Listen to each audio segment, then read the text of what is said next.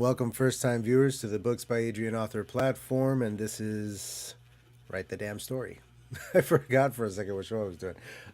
This is the final episode of this first experimental season of Write the Damn Story, and it has proven to be a lot of fun and a great learning experience. We're going to dive into it today with my good boy Martin. I'm going to bring him out in a moment. Just want to remind everybody, like, subscribe, hit the notification bell if you haven't yet. About half of you haven't yet. I see you. I see you. This is a problem. Jennifer and Thomas, I'm looking at you two. Jennifer and Thomas, fix it. The button. Hit it. And with this last show of Write the Damn Story, we go on a bit of hiatus on Books by Adrian. The month of July is going to be dedicated towards finishing my novel. It is going through the edit right now, and that is has been. We'll talk about it. It's been great, and we're going to get a solid second draft out, and that's going to go to critique partners and beta readers throughout the month of August. And by September, I should have a pretty solid third draft to then send to a line editor and or proofreader. And hopefully by December, if I keep to my schedule, we'll have a novel out. It's going to be great. So that's why I'm taking July off from the channel. No shows are scheduled in July on the channel. That does not mean that there will be nothing going on the channel. It just means that I'm not planning anything. I'm promising anything ahead of time. So by hitting subscribe and the notification bell, it'll be the best way for you to find out if I do post something or go live or anything like that. Also keep an eye on my Instagram, and that's the main social that I use to communicate with my people. So I'm in the Discord with the other authors as well, but ultimately Instagram is where you go to find out what I'm doing next. I'll always post something. All right, so that takes care of the business. Let's get out our good British friend, Martin LeJeune. Martin. Hey, how you doing, Adrian? How are you doing in the chat? It's Sunday. It's 9 o'clock. It's time to finish the damn story. All right, you're at like an 11. I need you at like a 7. I was What's up, dude? How are you? What is that in your hand? I am a good boy. You said I was your good boy, which was a very weird thing, but did give a lot of the I don't remember saying paternal that, but I believe you. Agreement, but my father never did, so that was appreciated. Okay. My name is... Once again, dark right off the top. Okay, go ahead. My name's Martin. I co-wrote the McMurdo Rift, book 1 in the McMurdo Rift saga. If you like books with spaceships on the cover, you should give this a read, because Ben Pick says it's ace, and who are you to argue with Ben Pick? That dude runs like a motherfucker. I'm not going to argue with him.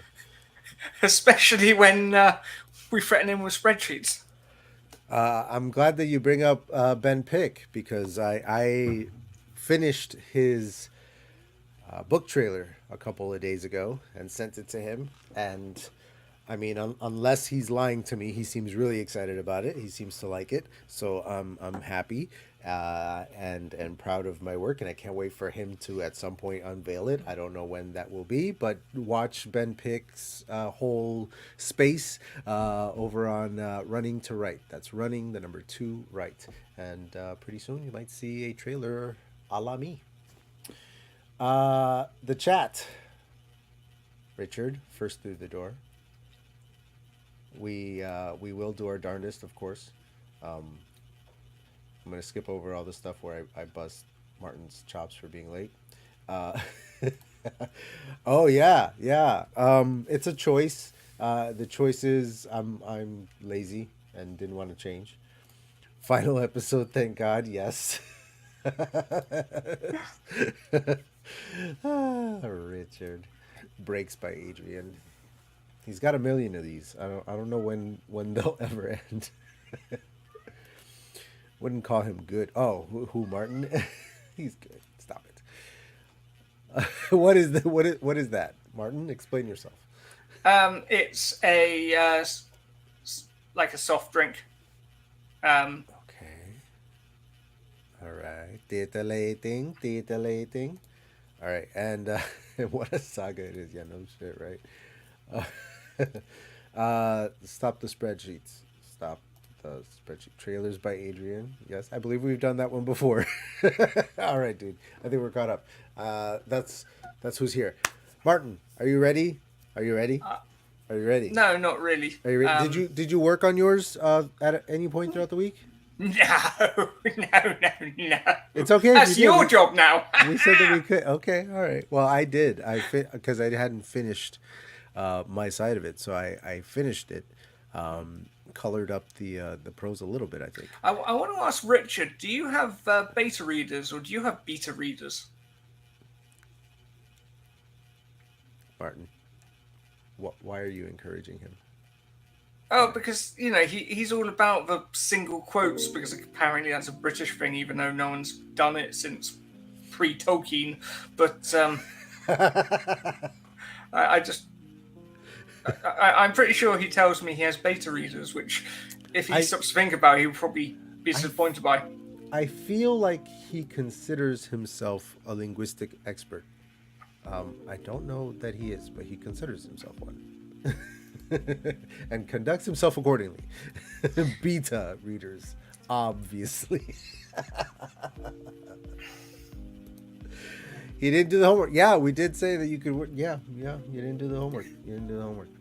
All right. All right. No, Richard, stick around. You're the only person watching. Here we go. We're going to share the screen. It's so good to be on your only show that's gone down in popularity as it's gone on. Good grief. I think everybody's kind of over it, but that's okay. I get it. Maybe the next time we'll make it a little shorter and in all ways, word count included, because I don't think we're making 10K today. I don't know about you. I think you've got a real slow burner here. I think as time goes on, people are going to find a complete series and want to get involved and are going to see that they can follow along from initial concept to a fully edited story. I think that's going to be very exciting for them. They're just not ready for it yet. We are ahead of our time. We are avant-garde. We are ahead of our time. Excuse me. So I was looking here. I got 1977. So just shy of 2K. And then you have 760, and that's including the outline that I wrote. So you don't have much, bruh. You don't have much. We're not making 10K. But I got us closer than you did. All right, so we're gonna. I told you at the beginning that 10K was a foolish over. It was your idea. You said 10K. Why would you listen to me? I don't know. I always assume you know what you're talking about. Apparently, I was wrong. We're gonna switch. I'm gonna lord over you just because of that. I mean, yeah, that's right. That's right. All right, yo. So here's what we're gonna do. My half is the first half, so you are going to edit my half. So I'm going to take mine off the screen. Yeah. I don't have your half. Of course you don't, but I'm going to share it with you. Hey! Oh, good. Because I am kind and wise and awesome. All right, hold on. So, all right, so yeah, so no, this is your... Yeah, I'm an idiot. This one's yours. And this one's mine. All right. And then I'm going to give you permissions over here. All right. See? All this should have been done ahead of time, but I'm a dummy. No, I think it's great because writers that don't know the importance of sharing Google Docs with partners they don't have will learn. You're so wise. Go into the private chat. The link is there. Click it. Mon frere.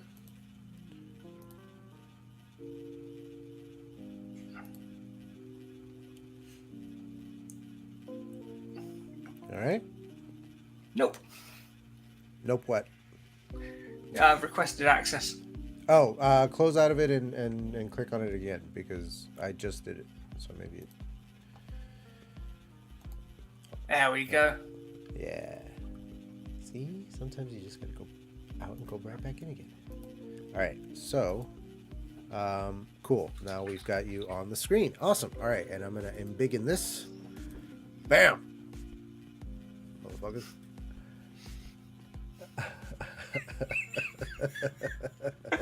You're such a dick.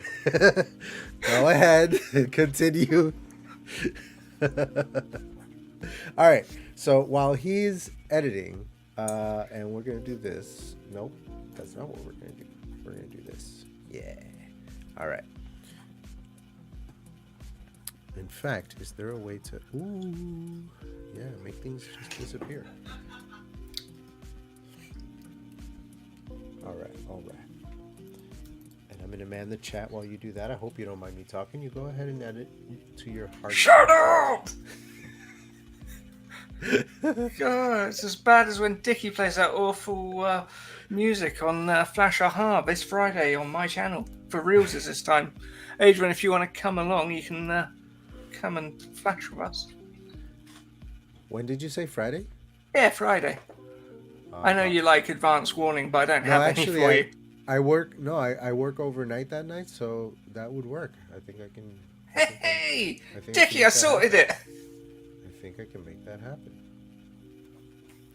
Is that big enough for people at home to see? Let me know in the chat. Amelia's here! Yay! Who's eating? Oh,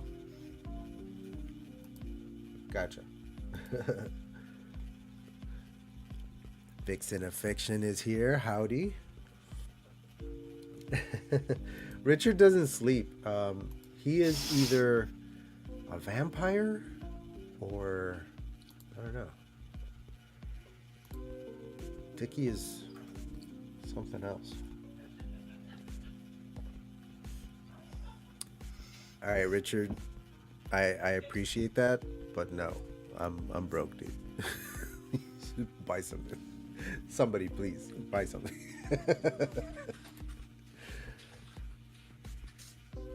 Hard Times by Adrian. Bookings by Adrian. I mean, is there any truth to the rumor that you're trying to re-establish a obsolete e-reader brand? What? So we're not getting Nooks by Adrian. It's like, where the hell are you going with this? Okay. Why does coffee have a capital letter?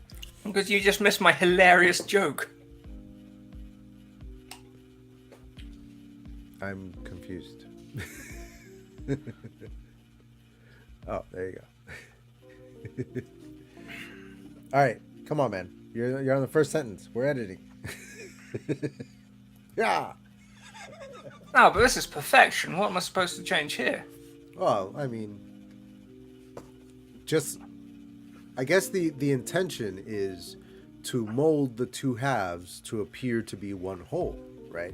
So mold my half to be more like yours, and then once that's done, I can then help mold your half into something that's equally mine and yours as well. So feel free to add, take away, ask about it, like, you know, whatever you need to make decisions, like, let me know. I'm here for you, brah. And I'll try to scroll along with you. I like how you put words into sentences. It's pleasant to read. I didn't see your question in the private chat till just now. It's funny that we just covered it. Sorry, say that again. I was reading. I like how you put words into sentences. I find it pleasant to read.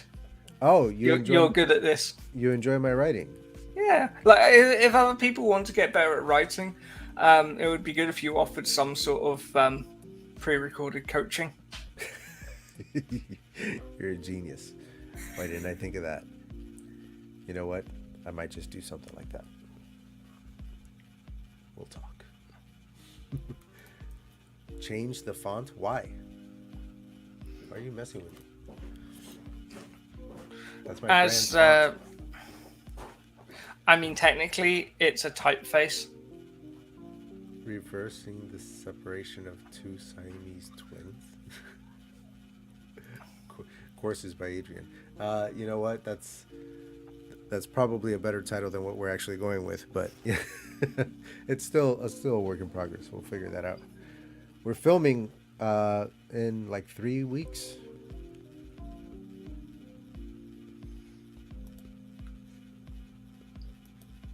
I'm happy everybody's in the chat. Amelia, hello. Aphrodite, welcome. Is Barry the husband? Barry is the husband. The current Doesn't he have a different name in the second half? No. Her new husband is Barry. Oh yeah. Yeah. This is her current living, breathing, boring husband. I'm so confused by people with multiple husbands. For more. It's been 20 years. She had to move on. She had to find love again, Martin.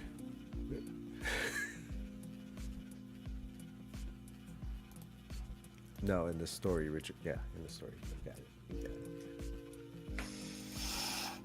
Yes, actually, that's great. While we're all editing here, why don't we go ahead and share in the chat what everybody's currently working on these days. We are authors after all. What's happening, y'all? Oh, my neck is killing me. This hair is too heavy. Got a crick in my neck.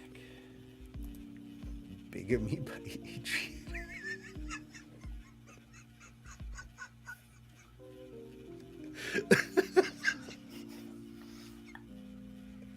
That one tickled me. I've always wanted to be a cult leader. I finished the second draft of my book, and it is now with my editor. Fantastic. Apparently, it's just got a shit ton of notes of him going, "You don't understand my art! Put it back!" Aphrodite's working on a very spicy tale at the moment. You know what, Aphrodite, I am not surprised. I would expect no less from you, and I can't wait to read it. Right, working on the writer conference video. Awesome. Everybody sign up to Richard's newsletter. Richard, I'm not looking at the chat. Do you have a wrench? Let's see here. You do. Okay. Your link is live. If anybody has any links to share and they do not have a wrench, you know what? Here go the wrenches. Boom. You get a wrench. Boom. You get a wrench. Everybody gets a wrench.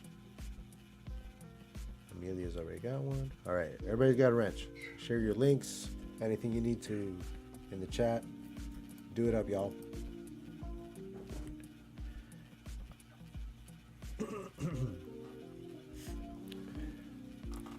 How's it going, Martin? Any questions?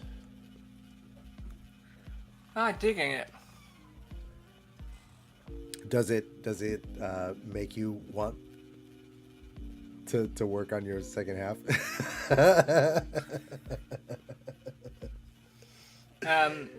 Does it make you long for one more session, one more sprint? You always long for one more sprint. I don't know, man. I told you I'd come in short. I don't know what you're expecting. I hate all these writers who are like, oh yeah, I just immediately take out 1,000 words. And it's like, how would you have an extra 1,000 words to begin with? It's like pulling teeth. It is not. No, pulling teeth's usually over in an hour. You know what?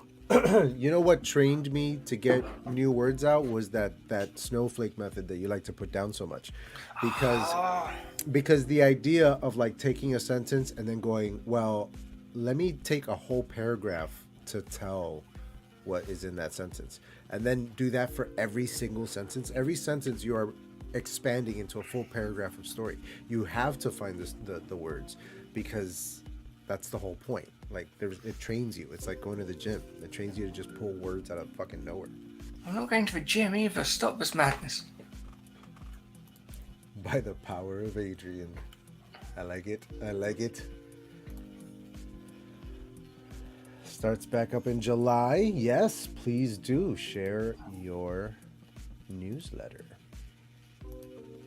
By all means. Training by Adrian. Richard. It has to end at some point. That's by Adrian, Jesus.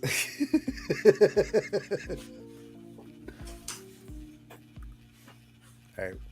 Where's your cursor? I don't know where you're at. I'm right here. I don't know if you can see it if I highlight it. I don't think so. I'm about... Well, I'm on page 3 of 5. Got it. All right. That's where we're at. That was the name of Hugh the Borg in iBorg TNG Season 5. Oh, you're way down here. Okay, people might not have had a chance to read, so I'm going to back up to the top of this page. And slowly... Dickie, he spelt petrol station wrong. Throw us drop. You guys and your petrol.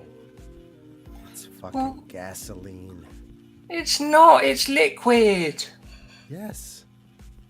That's where the lean comes in. Line. Gasoline.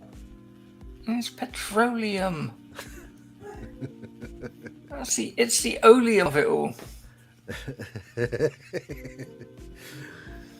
Agree to disagree. Resistance is futile.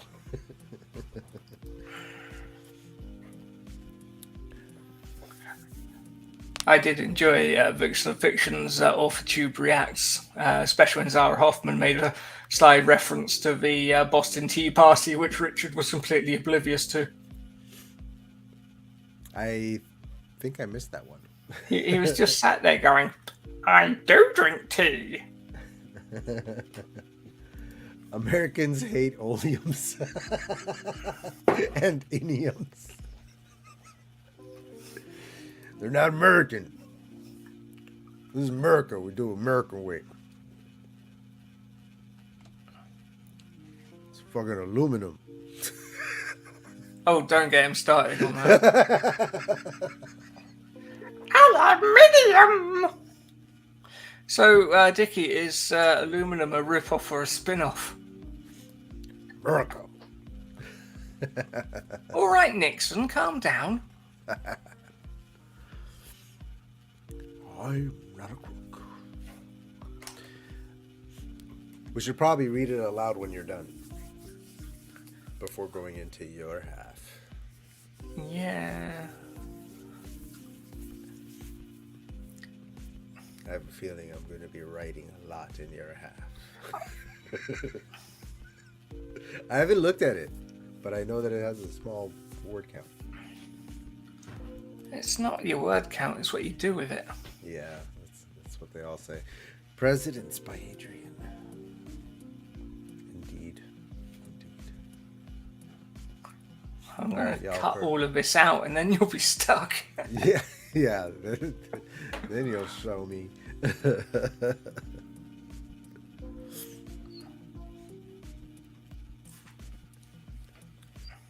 I wrote it, man. It's recorded on the interwebs forever. There's an undo button. It's the 21st century. Snips by Adrian. I'm glad you didn't say nips by Adrian. I was like, am I poking out? What's going on? I thought we had Chris Kenny here for a moment making Clone Wars references. I wish he was here. He's always fun. Adam touched base with me earlier, said that he wasn't going to be able to make it to this particular stream, but he sends his best. Thank you, Adam. It's a good lad, that one. All right, I lost your cursor again. Where are you? Oh, you're way down here. Okay, so let me give people a chance to catch up. We read up to there. Here you go. And then I'm just gonna put a real light, a little nice, whoops, a little nice scroll. Yeah, just like that, real sexy. All right, you guys can read, right? Look at that. It's like a movie. Is this a miss? What do you mean? You re-aimed him? Reamed. That's a Like paper? Like you took it out on him, right? Like you made him pay for it, right? Like that.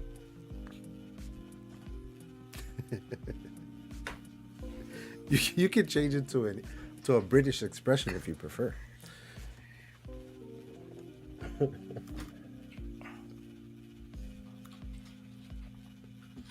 Have you ever edited something live on camera like this? I'll bet this is a first. Is that better? Shook the I have no idea what that means. It doesn't mean anything. I'm just taking random words that you won't know. And so you're just being a dick. Got it. Yeah. Wally is like a very soft, oh, you idiot. And in the 80s, they got William Shatner to do a British gas advert. And like proper gas, not the stuff you put in your car. Apart from when the tourists come over and get confused and unhook the pipe and why isn't this working? And they did this whole Star Trek bit where Captain Kirk's stuck on a planet during a meteor shower and Scotty beams down an umbrella, to which Shatner replies, "Not a brolly, you Wally, beam me up." You Wally. That was legitimate. I'll find out. You rogered him? He suggests you rogered him. I'm glad you're enjoying it. I should have just put buggered Richard. He wouldn't have known what that meant, and we could have giggled for hours. You guys don't laugh very much, do you? You giggle. You guys love to giggle. All right, Pennywise. Jeebus. It took me a moment to realise you weren't going for a Batman reference there. He's not the only clown. There are lots of clowns. No, isn't that Alfred's name? Oh, no, I was going for Pennywise from It. Stephen King's It.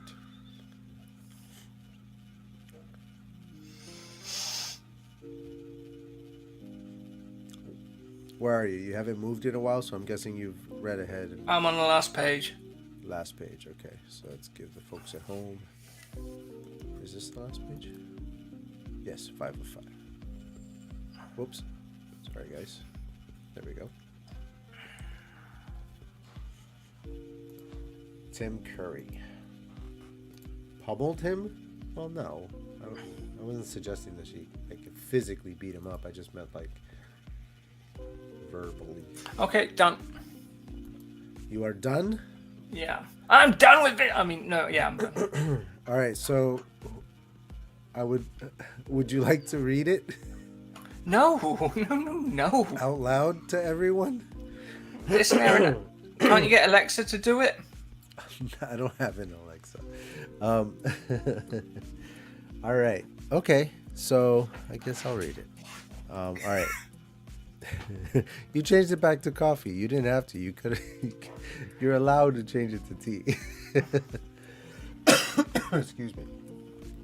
Margaret's coffee had become as cold as the granite countertop her hand rested on. Still, she held the mug before her face with every intention to drink it, there in the quiet of her extravagant kitchen. Her eyes were lost in the fog of memories, darting from one faint image to the next and wishing for clarity. 20 years, she thought. This was our wedding anniversary. If this was our wedding anniversary, this year's gift would have been porcelain china. Her husband sauntered around the corner like a zombie. He was tall and lanky, with well-groomed hair he never had to comb, and rusty goobers in his eyes. He was a handsome man when he cleaned himself up, but he had not yet cleaned himself up. She watched him go through his entire morning routine without energy or interest. Barry was like that, uninteresting. Yet that's what you wanted, wasn't it? She asked herself. Someone boring, no drama, that's what you needed after the last time? Barry groaned from strain a few times through his routine, including when he opened the fridge for his creamer. Here it comes, she rolled her eyes. I like my sugar with coffee and cream. I like my sugar with coffee and cream, he said, showing the first signs of excitement for the day. Margaret rolled her eyes again, but this time with a warm smile that crept across her face like it had to make it a journey. The warmth of that loving moment died away shortly thereafter when she looked at her coffee again, remembering how long she'd been standing there silent and unmoving. And she remembered why. Barry managed to clean himself up nice, get dressed in a suit and tie, and finally kiss her goodbye for the day, and she barely noticed. She snapped out of it when he opened the front door. She placed her coffee down and raced out of the kitchen into the main hallway with the open front door at the end. Have a great day, honey. He stopped under the doorframe and looked back at her with a furrowed brow. Oh, it's the anniversary again, isn't it? Margaret's head hung low enough to hurt her neck. Barry put his briefcase down and slowly walked over to his wife. With a finger under her chin, he raised her gaze lovingly to his. Are you going to be okay? Want me to call out and go with you? You know you can't. Right. It's okay, honey, she lied. I'll be okay. It's just one more time, right? He kissed her forehead with the softest peck of his lips. One last time. Margaret pulled back with a jolt and raised an inquisitive eyebrow. This isn't healthy, he explained. It's gone on too long. If I visited a gravestone every year, you wouldn't say anything. That's a healthy expression of loss, Margaret. This is... His eyes were darting then from each of her eyes to the other, but she was still as a statue. Never mind, he surrendered with a heavy sigh. His shoulders drooped, and now his head hung low, while hers was held high. Bye, honey. His footsteps on the tile floor grew louder and further away. Grew louder the further away he got from her, until the gigantic door she'd loved so much when they chose the house now slammed with a bang that made her blood boil. But it wasn't really about the door. All right, Peggy, she said to herself. Best get this over with. Margaret got into her silver BMW and drove out onto the highway. 20 minutes into her drive, she took the all-too-familiar exit towards the motel portal. It was a shitty dump 20 years ago, and now it was 20 years shittier. As she pulled into the parking lot, her stomach turned over, threatening the worst. It took more than a few breaths to get through that. She finally got up the strength to enter the lobby, or what a motel like this called a lobby. She found the same owner ran his front desk as he's done all these years. Hello, Mr. Barker. Miss Margaret, hello.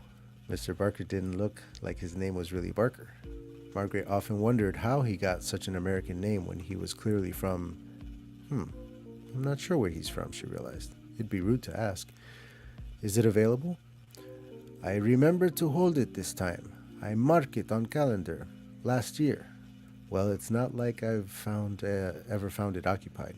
Yes, that room, hard to sell. Yeah, she hung her head. Sorry about that. It wasn't your fault, Mrs. Margaret. He reached under the counter. Some keys jingled as he moved them around. Finally, he brought it up. That big red plastic diamond and the faded white 13 on its face. Her heart skipped a beat with excitement while her hands grew clammy with anxiety. Thank you, Mr. Barker. She reached up for it, her muscles tensing the closer she got.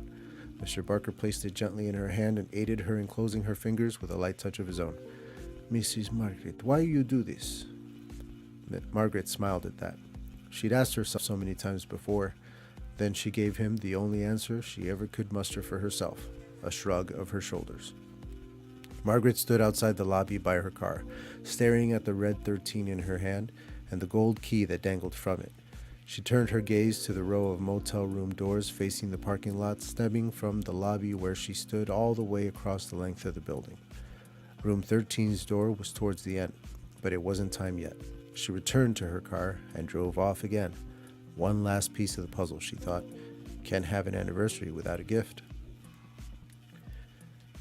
The gas station was another 10-minute drive away. It had to be that gas station. That's the one she went to that fateful night. The parking lot was empty. No cars at the pumps. A bike was tied up to a post by the front doors, and an old shaggy stray dog was laying in the walkway near the bike. His fur was turning gray, his dewlap hanging loose from his lower muzzle. Trash, half-eaten food, cigarette butts littered the ground, and the metal awnings of the building were rusted and full of holes. Nothing ever gets any better around here, she thought. She opened the door and entered the nightmare of fluorescent lighting, which smelled of body odor and cigars. Without even looking around, she went straight back to the lottery ticket counter, grabbing a stubby pencil with a dull tip and a $1 lottery ticket. She proceeded to play the same numbers she played once a year every year, her late husband's favorite lottery numbers: 4, 8, 15, 16, 23, 42. She darkened the bubbles and took it up to the counter to pay. "Will that be all, ma'am?" Margaret wasn't sure how long she'd been standing before the cashier with that lotto ticket in her hand, but she reckoned it was time to respond. "Yes, thank you." She handed the ticket and $1 to the cashier. A young lady, most likely paying her way through college by surviving shifts in this hellhole. Let me fix that. A young lady. The name tag crookedly hanging from her chest read Lucy.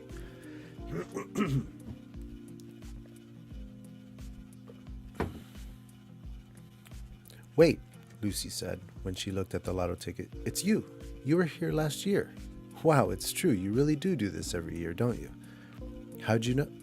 "Last year, today, was my first day working here," the girl behind the counter explained.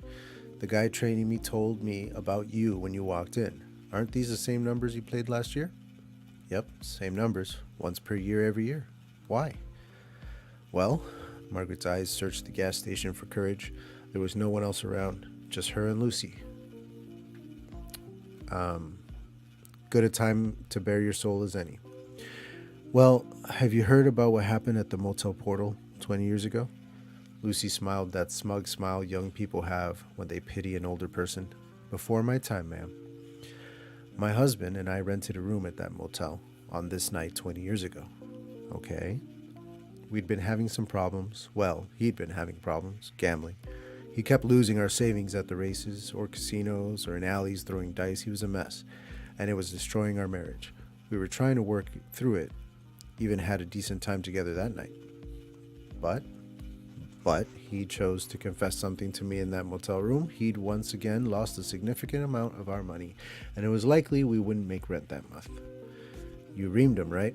"Oh yeah, it was a bad fight for sure. Screaming, cussing, comparisons to our mothers, real scorched earth type stuff." "So what happened?" "He got in the shower to calm down. I left, stormed out. Wanting to blow off steam, I went for a drive, ended up here at this gas station." "Okay, I don't get it." "Well, I'm getting to it. Anyway, the guy who worked at the counter at the time engaged me in conversation much like you did today. He wondered why I was crying and buying so much booze, so I told him, and do you know what he told me?" Lucy shook her head. "He said, 'Ma'am, the key to any healthy marriage is compromise. He has to stop losing your money, and you have to meet him halfway with his problem so he can get better.' And how do you do that?" "That's what I asked the cashier then too. He said, compromise. He needs to scratch his gambling itch, you need him to stop losing your money, and the two of you need to do something about it together."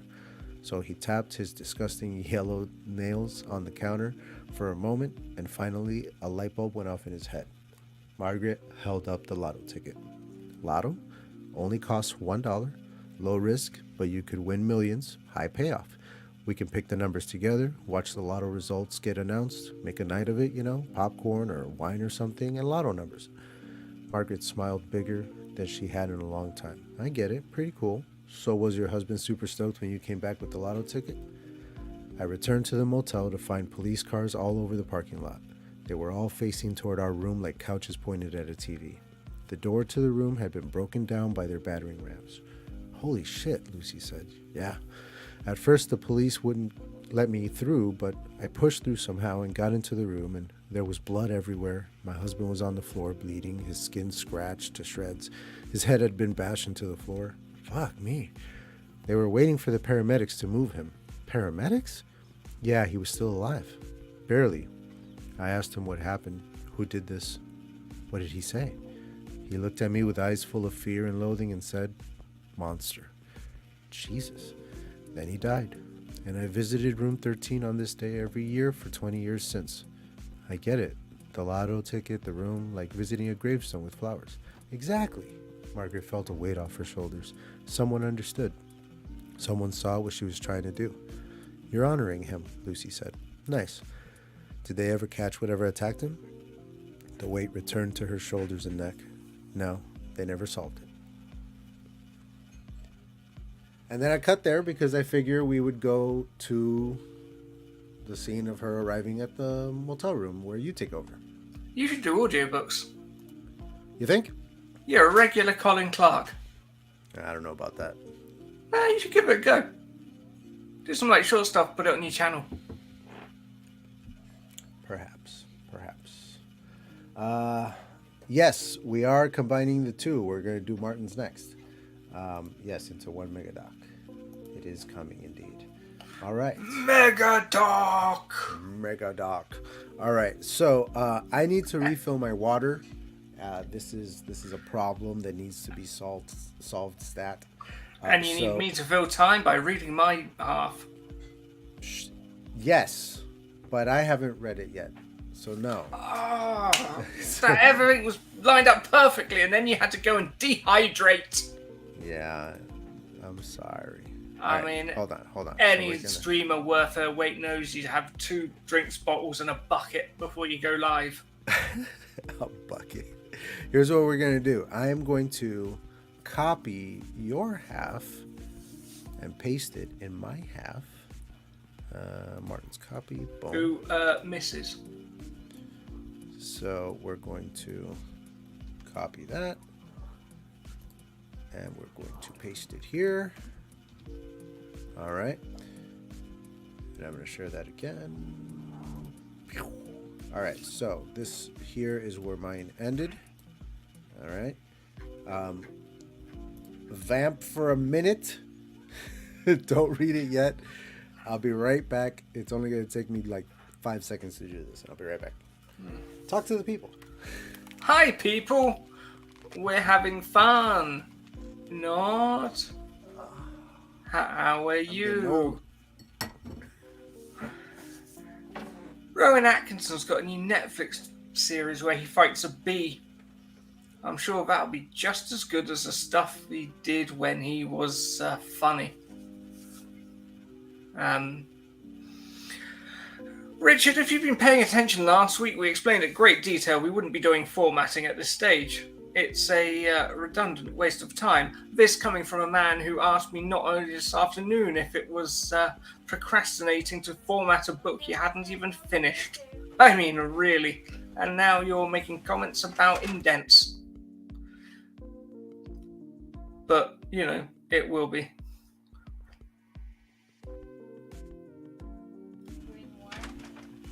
I've just been sat here in silence the whole time. Was that wrong? I hope not. No, yeah, that would have been very wrong. I hope. Did you go back and listen to what I said when you were out the room last time? I did, and it wasn't as bad as I thought. It was mostly Richard, actually. Wanky spunk, wanky spunk, wanky spunk. All right. What? Why would you say that? How dare he? Martin, you just set it up once at the start and it indents everything for you. Well, why does he think I'm the one setting any of this up?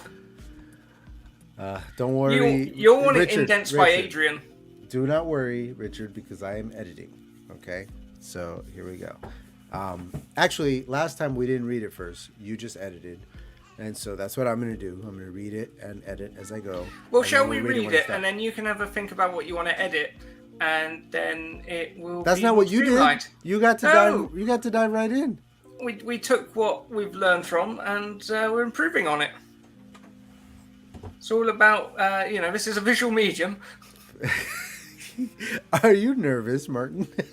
Oh no, I couldn't give a wanky spot. All right. But, okay. All right. So then, what you wanna read it first? Okay. Well, then in that case, you have to read it. I will. I've already volunteered. I don't know why. You go ahead. Right. Voiceover. If it wasn't for the unkempt plants along the parking lot, there would have been no sign that time had passed. See, it makes it sound like I, know how to write in American, doesn't it? Margaret crossed the threshold back into the room again, unchanged since her last visit a year to the day. The unimaginative piece of art that hung above every bed in the motel was still there, the TV still on the Millennium, and Timothy fucking last name standing there, not having aged a day, not an hour. Margaret dropped the shopping bag. The wine bottle didn't seem to crack, but the chocolates were a write-off under her shoe as she took a step back in alarm. "Oh, hey, you're back," Tim said. He was running a towel through his hair, having stepped out the shower. She held her breath. He hadn't noticed yet. She stared at him, his eyes refocusing. The laugh lines, the crow's feet, the last 20 years of cynicism etched deep into her features. He was seeing them now, and his own face replied with alarm and confusion. "Yes, I'm back. I came the long way," she explained. How she had travelled through time. "I came back the night to find you dead. What happened?" He blinked twice, his still damp chest reflecting the bedside lamp. She'd forgotten about that too. Oh, so you didn't finish? No, I did. It is not here. Where is it? Then you know what? Hold on. That's probably my bad. Cuts by Adrian. Cuts, but you know what? Cuts indeed. I apologize. All right, here we go. Hold on. It's coming. It's coming. And It's dare coming. you accuse me of not finishing. All right, take it easy. Take it easy. I've never been so affronted in all my time. All right. He wasn't even polite enough to say, "Oh, you're good at the reading too. Get on Audible. Get on ACX." You're not done yet, Martin. You said it at the end. Could you give me a second to be a nice guy before you give me shit about it? Go. Read the thing. "Don't make light of this," she snapped. "You went down to the Halloween store covered..." it should be he, shouldn't it? "Don't make light of this," he snapped. "You went down to the Halloween store, covered your face in latex like it's funny." "This isn't latex, this is 20 years of my life," she spat back. "Whatever happened to it ain't in the years, it's the mileage, baby." "You," she said, "dead on that bed, blood everywhere. Looks like it worked out okay for you. Even a Neanderthal like Tim could spot brand name shoes like these and rings, Even a Neanderthal like Tim could spot brand name shoes like these and rings that he could never buy her." He had that look in his eyes, the one that said, "Don't get angry and stab me." It wouldn't help him. She was getting angry now, and that knife was just lying there, like Tim had lied to her for all these years. Oh, excellent prose. Who would want to edit this? As if possessed by a tenement building, she grabbed it and plunged it deep within his guts, twisting it as she did so. She wouldn't be caught for this, and she was buying the stuff at the store at the very moment. She was all over CCTV. She took the moment, and she enjoyed it.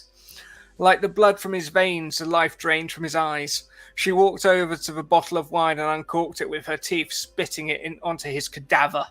She glugged away merrily as she left the room. The parking lot was still there. In the back of her mind, she had been half convinced that she would find herself in a future spaceport filled with aliens or cavemen. Time-traveling motel rooms were weird.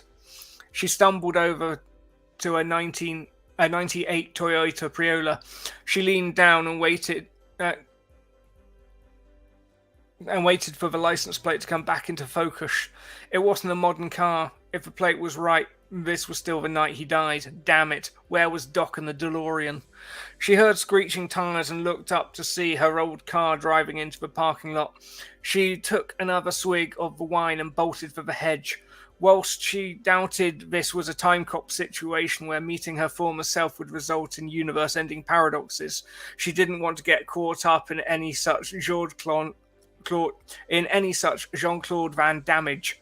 The car parked up in the empty spot closest to the room, and she climbed out 20 years younger.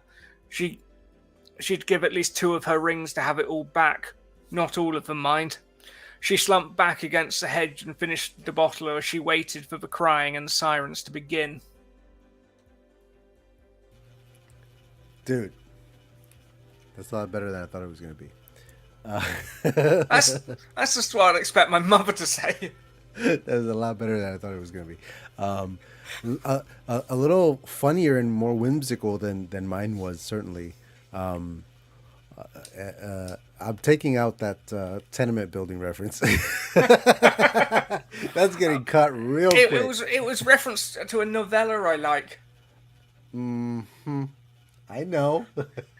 I mean, if that's the only reference you're cutting, then I'd be bloody surprised. So, wait, where are we? I thought this was Martin's concept, but hosted by Adrian's channel. Yeah, he lied, okay? That's not even remotely true. So if anything, it is his idea? No, it's not. I thought he was going to say Timothy Chevrolet or whatever his name is. Chalamet. Martin's reading isn't done, but his career is. Did you just mispronoun that character? Uh-oh. Cancel Martin.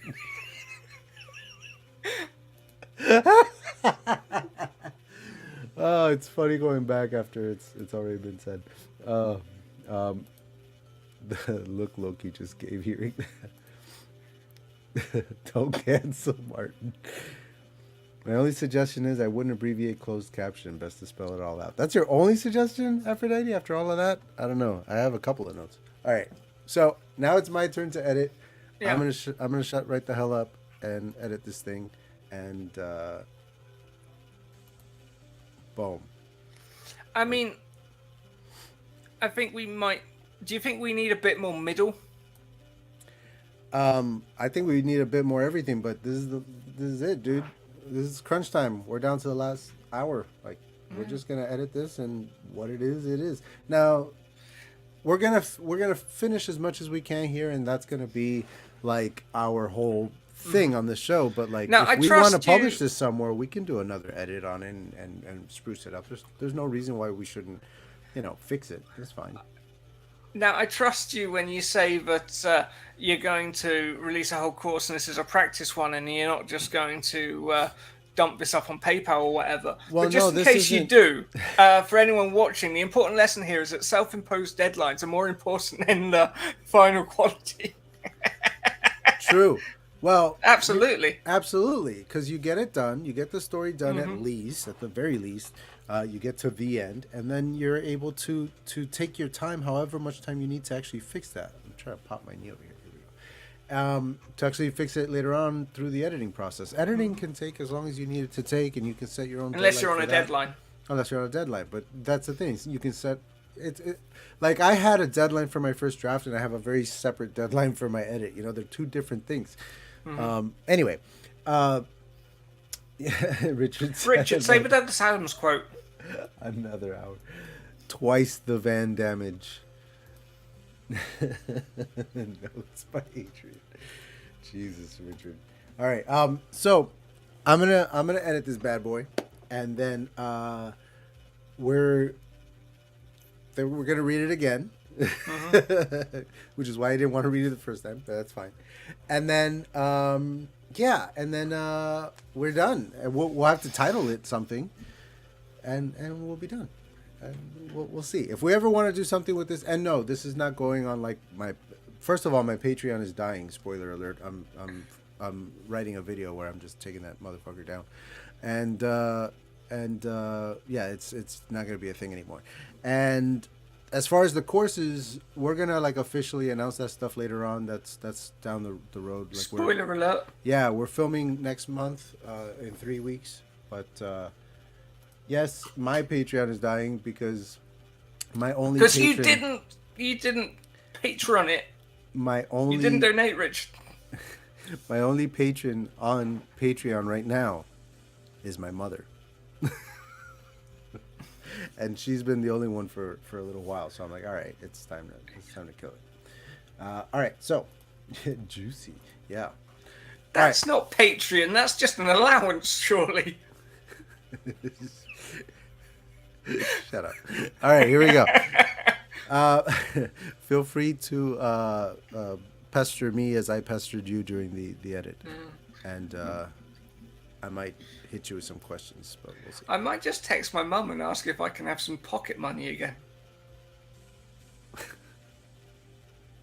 The cost of living, man, is creeping up. Bro, no shit. Creeping up. It's more like it's charging at us like a fucking linebacker.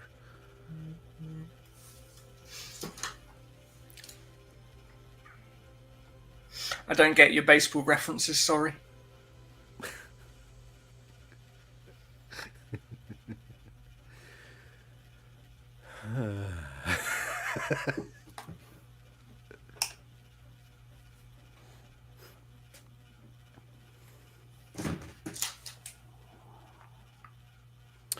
You know what what goes in the middle? What we forgot about in the middle? What did we forget about in the middle? We were supposed to have like at some point have a little montagey sequence of her stays in the room, so that we could see like his ghost and all that kind of stuff. We forgot about all that shit. Oh, yeah. Oops. That's cool. We'll add it back in later. But see, that's writing. All right. All right. So first things first. Let's do that. Everyone in the chat, what's your first drafts like? Do you do quite clean first drafts, or you do quite a lot in the edit? Put a comment below. Yeah, as far as me, I try to just write from beginning to end whatever it is that I'm writing and not stop. But I do stop. I stop and I go back and I edit sentences, and I just make little adjustments as I go. But ultimately, the goal is to just keep writing and not stop writing. Once you get to the end, then you can go back and properly edit the thing. And a first draft does not mean that you wrote a thing and then showed it to somebody. Like, there's still editing of the first draft. Like your first draft isn't done until you go back a couple days later and edit it, whatever it is. It's part of it.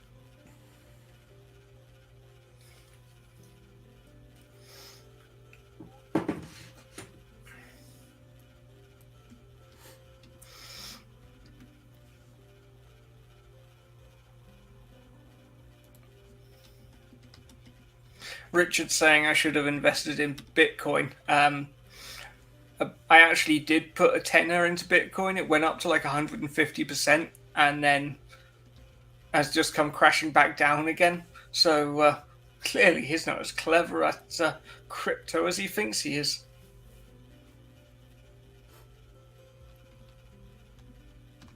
Not as crypto as he thinks he is.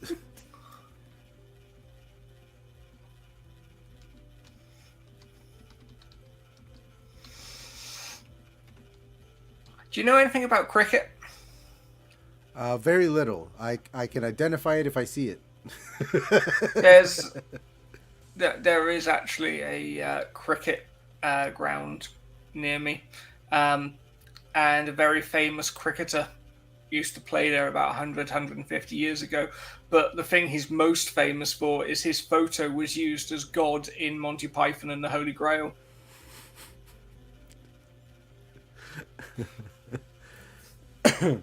Sorry, I'm just giving the people what they want. Yeah, a little history lesson about your geography. I like it.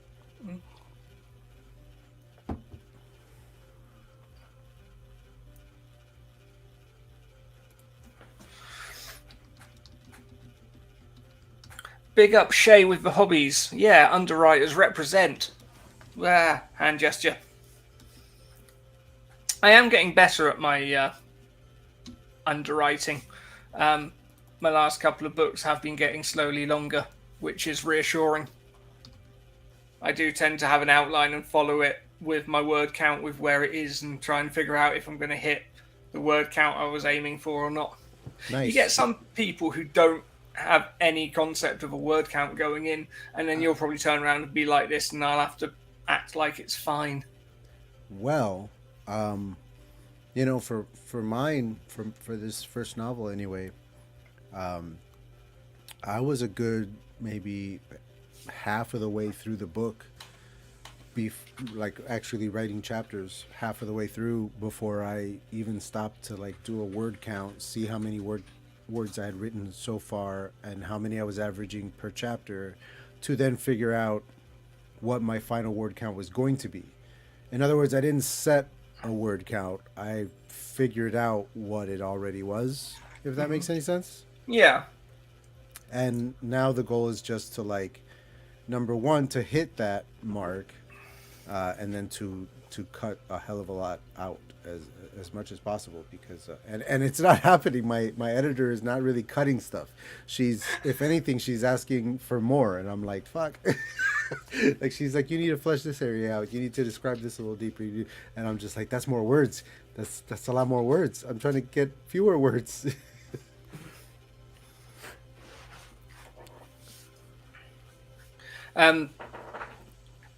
Did you know Storm of Swords was split in half Yes. in some territories? Yes, there's a lot of box sets of the series that have Storm of Swords as two books, which is hilarious, because then Feast for Crows and Dance with Dragons were originally meant to be one book that got split up and are each Oh man, as could you big. imagine your wrists? Oh my goodness, they're each as big as the previous book, bigger, and they're halves of a book. It's crazy. It's insane. There's a reader guide that some fans put together. There's a couple, but there's one that's like really good that fans have put together, where you can read Feast for Crows and Dance with Dragons together as though it were one book, how he originally intended it, and it's a Yeah, monster. because they It's a split monster. them. They split them geographically rather than Right, chronologically. So Exactly. you follow all the characters south of the wall for one book, and then all the characters north of the wall, and you sort of go back in time a bit. Yeah, and then Essos is mixed in there somewhere. Yeah, for sure. I love that series, dude. I'm due for a reread. Do you think Wind of Winter will be a massive disappointment? I think that he probably fears there's no way it could be a success. What on earth could ever have given him that impression? Yeah, and he shouldn't feel that way, because what happened on the show is just, it's not the same thing, and we all know and understand that. Like, all of his readers get it. We just want his version. And I feel like he's in his own head a little too much. Or at least that's my theory. All that to say, I think it's going to be great. I think it's going to be as good as everything else that he's done. And he has had highs and lows. I'm not a huge fan of Feast for Crows, but there's still a lot of really good shit in Feast for Crows. Like, for the most part, he's solid, man. So like, I don't have any fear that it'll be good. That it won't be good, rather. I just want him to finish it. How often do you reread them? I have reread them at least 3 times, and then it's hard to know exactly how many times I've reread it, because then on top of actual rereads, I also go through and pick a character every now and then and just read their storyline through the whole series. I love Bran chapters. He gets so much hate on the show, but his chapters are the best, because it's all myth and lore and legend and magic, and it's the best. I love his chapters. So I'll sit down and just read all the Bran chapters from beginning to end, or all the Jon chapters from beginning to end. So I've probably read it quite a few times at this point. In fact, with House of the Dragon coming up, we're gonna do some Song of Ice and Fire and House of the Dragon stuff on this channel when we return in August. Do you think that doing content relating to shows that are getting big media pushes will help the algorithm? I do believe it might, but luckily I also actually really enjoy that property. as an author, a huge influence on me. Property, So, that's a dirty word. everybody hates it. It's business. Get over it. And so it's. I'm very familiar with that world. Very familiar with the books. I'm going to do a brush up on Fire and Blood because that's one that I've only read once. So I'm gonna dive back into that and get a little more up to date on that because that's what this show is based off of. And then we're gonna do some stuff on this channel for that. Because yes, it will help the algorithm, but it also relates to me and my book. I adopted his chapter format and all that kind of stuff. I'm inspired by his writing along with others. So yeah. Have you read The Expanse? I have not read The Expanse, but it is on my list to read and to watch both. Because Daniel Abraham, who is half of James S.A. Corey, was George R. R. Martin's assistant, and they do a similar thing with like each chapter is a different character, and it was something I was playing about with at one point, but it was something I sort of started with book 2 thinking, we'll sort that for book 1, and then sort of looking at book 1, it was like, yeah, that's not an easy, the way we've written this isn't going to be easy to go back and rework it, so maybe we won't do it going forwards. I don't know. I mean, ultimately this has all been a learning experience.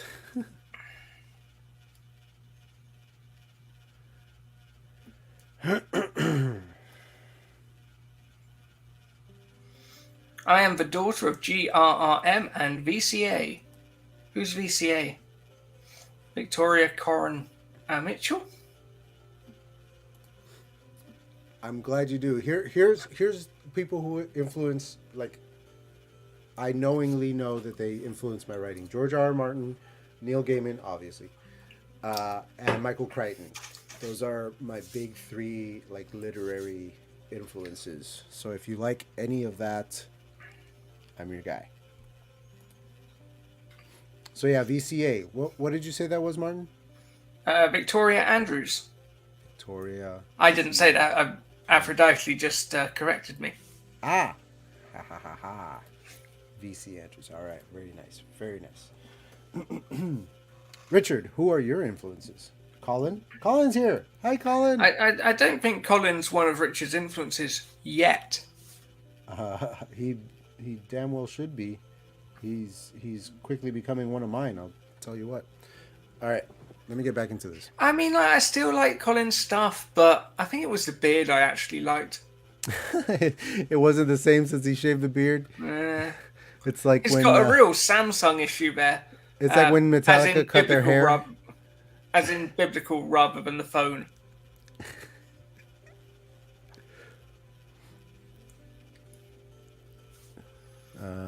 Okay.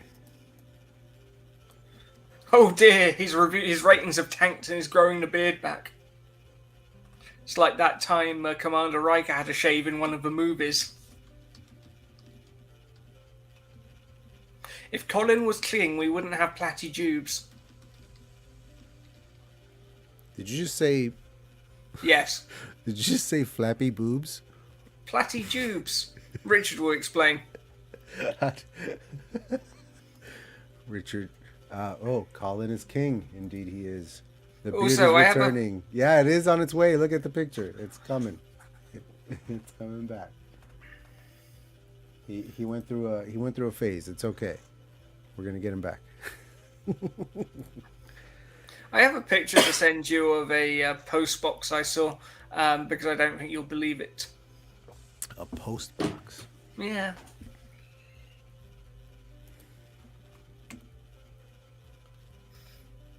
I was going to send it to you the other day, but we were in mid-conversation and you were like, what the hell? There you go.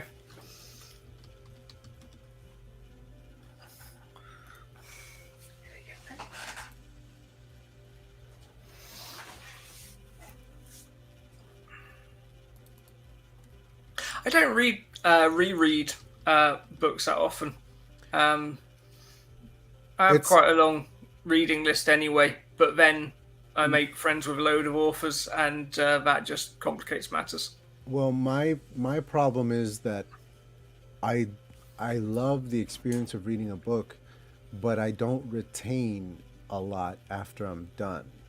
It's not like when I watch a movie and the next time I watch a movie I remember most of it and the third time I watch a movie I remember all of it. It's not like that. Like every time I read a book, it's kind of like I'm reading it for the first time, even if I've read it a bunch of times. There's always so much that surprises me and I'll learn write new writing things every time cuz honestly, I'm like an etch a sketch. I just like I forget it. It's weird. I It's just one don't of those retain it. things that people are like, "Oh, I dislike audiobooks because I don't remember it," and it's like, I get that with reading Yeah, sometimes. that's just so, yeah, that happens to lots of people for different reasons. Yeah, yeah.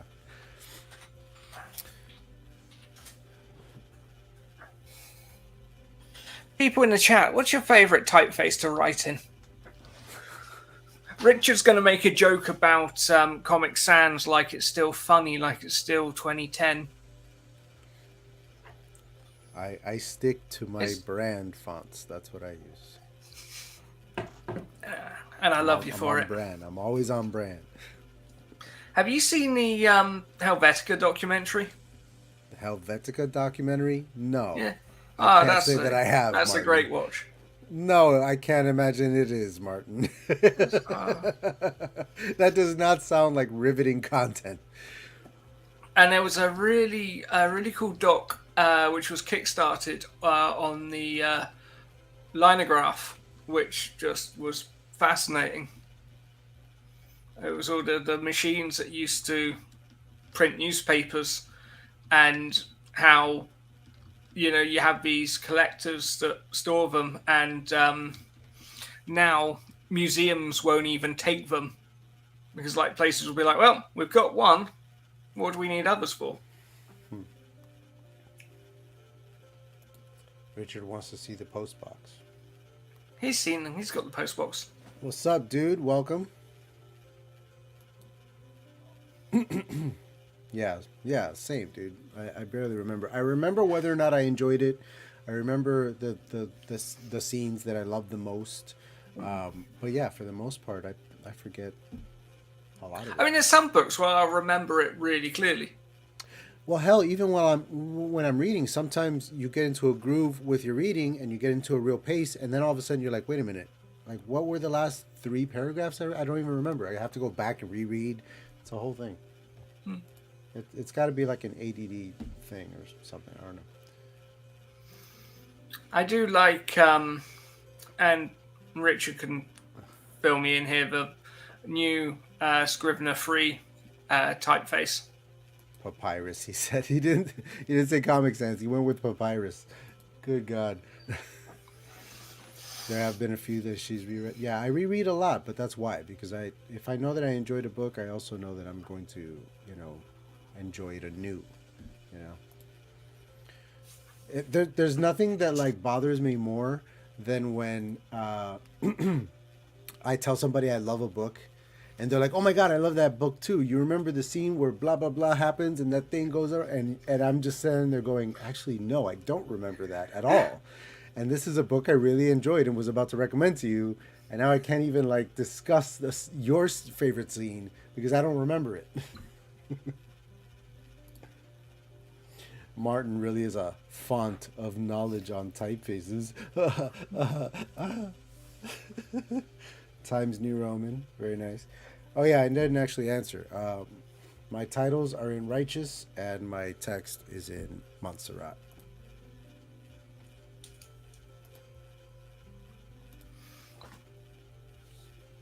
Oh, Aphrodite saw the documentary. I think is that what Yeah, you're saying? yeah, the Helvetica doc. I'm assuming it's the. Good God.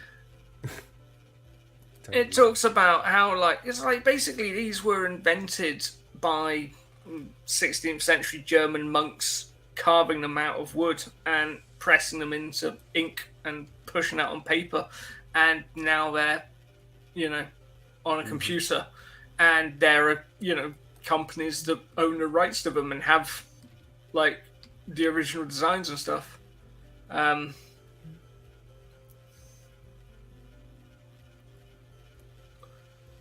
I mean, I know it's trendy to sneer at such things, but if you're interested in design, you need to get interested in typography because it's all connected. When I was in high school, I took I don't even know what, I suppose it was an art class of some sort. I forget what it was called, but it was all like really like offbeat art stuff, like creating your own fonts Hmm. or t-shirt printing. Like we created like our own like stencils or whatever, and like made t-shirts and stuff. It was pretty cool. We did a lot of cool stuff in that class. I've done some like screen printing where you create a negative and then you expose it under a lamp and then you wash it out and you've got a screen print that you then put the ink on. It's when it works, it's brilliant, but the amount of ways it can go wrong, and then you just have to start again. We haven't missed our chance to include the stuff we wanted to include. We can include it in the conversation that she has with him right here. Hooray! All right, talk to the people. I'm going to ignore you for a little while. Hey, people. Um, I like writing stories and reading them. Yeah. Oh, you're the worst. You're the worst at this. I was on top form last week, but I need I you don't- now. I um, need you now. it's the end of a series and energies are flagging. Good And it's God. like, Richard, do you remember how exciting the last in the series of Live and Kicking was? Like, I know he tries to pretend to be all young in here, but he's old enough to remember Live and Kicking. Colin's too old to remember Live and Kicking. He's all about going live with Sarah Green or a multicoloured swap shop.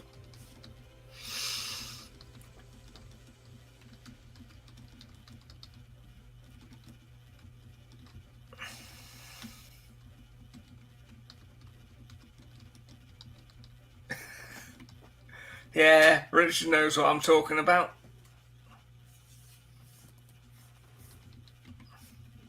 Like, I know AuthorTube's fun and all that, but wouldn't it be great to have a Saturday morning TV show like that?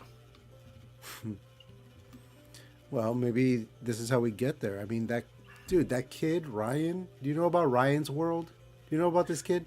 What? No? Go Ryan's back to World. editing. No, Ryan's World is a YouTube channel where this kid, and I mean kid, he's a child. Like when the channel started, I think he was like 5. He was a little kid. Yeah. The whole channel is his parents would buy him toys, and he would like review the toys. He had a toy review channel, and then that evolved over time with all his followers and everything. That evolved over time to then he and his parents started doing skits together. There was costumes and there were skits, and then that evolved a little further. Now the dude has a show, like an actual show on fucking television, with cartoons and animations and all kinds of stuff. An awesome show for kids that my kids are obsessed with. And it started on YouTube with this kid like reviewing toys. His parents are freaking billionaires now. They live in a mansion. There's toys coming in every single day. They're reviewing toys off the fucking wazoo. It's nuts. It's like really crazy. Look up Ryan's World. I mean, ride. it doesn't really sound like it's my scene, to be honest, but It's not for you. It's just to know what's happening in the world, Martin. You have to be informed so that you can write. Plus, I'm a parent and I have to know this, so now you do too. I mean, the closest thing you have to Live and Kick anymore is probably Sunday brunch. Sunday brunch.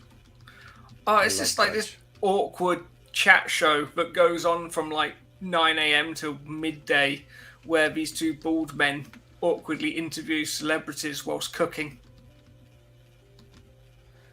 You ever watch Hot Ones? Hot bald men? What? Hot Ones. Oh, It's a Only show. in the mirror, baby. It's it's a YouTube show. It's on the channel called First We Feast. And so Hot Ones, the premise is there's a host and there's a guest, and the guest is usually a pretty big celebrity that like you're really interested in hearing more from. And it's an interview over hot wings. There are 10 wings. The host has his 10, the guest has his 10, and there are 10 sauces, and each sauce is more and more hot than the last. They have a Scoville meter. They know exactly how hot these sauces are. They have designed this like experience for the guest. And so the guest is eating hot wings and it starts off pretty cool because it tastes good. And it's like, oh yeah, this is good sauce. By like the third or fourth sauce, you're like, okay, this is starting to kick. By the fifth sauce, you're really worried. You're sweating, like you're probably hitting the water.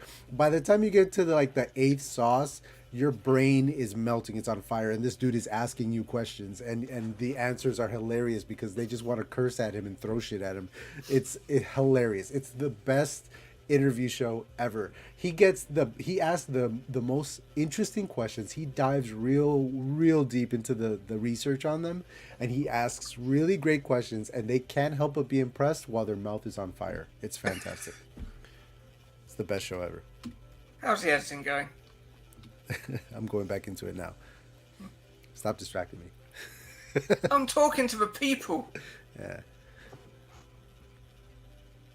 Are you able to run long today? Because my family just left, so I might be able to run a little long. If you can't, that's okay, because I'm hungry anyway. Not really. I have to go to work fair. in the morning. That's fair. All right, well, I'm going to be done soon.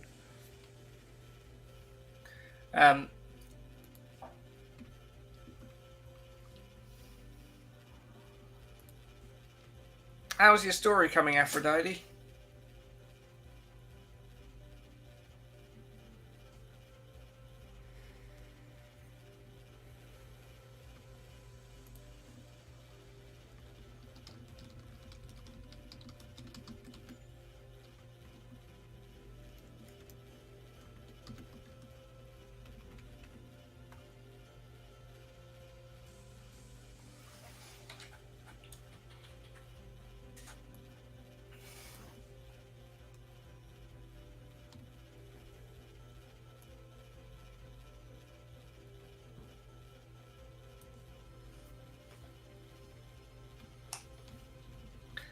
Are these like novel length or are they shorter?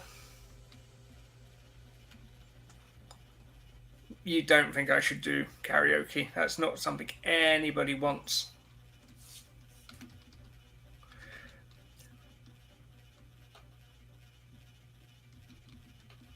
What are people's editing practices like? I know I've had self-editing for fiction writers recommended, and I started flicking through it, and it is pretty dense. Not the most easy book to get your head into, I have to say.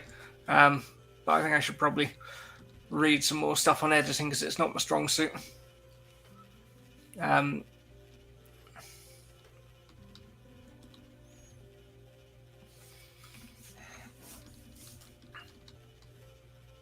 But it's something I've been doing a bit of work with my co-writers, sort of developing that side of things. Although I was a bit like, yeah, you don't want me getting good at this, because if I'm good at this, then I can be gone.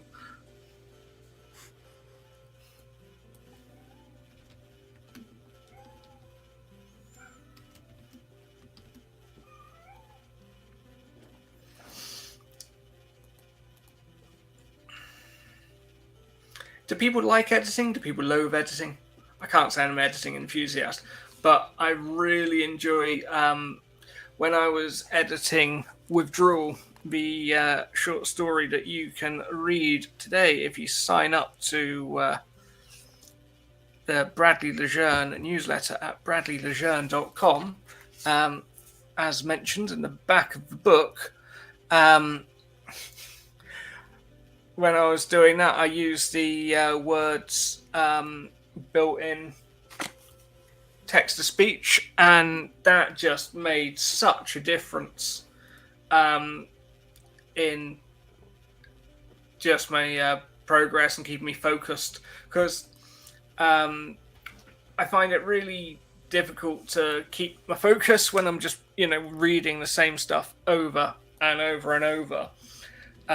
So having it spoken aloud, even if it is slightly robotic, just really keeps you focused in a way that just reading it doesn't necessarily. Um, no one uses QR codes. No one.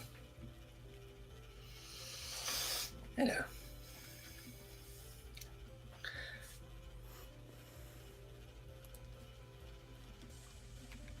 But yeah, it's definitely something I want to focus on. Also, my outlining and my drafting, and my marketing, all of it really.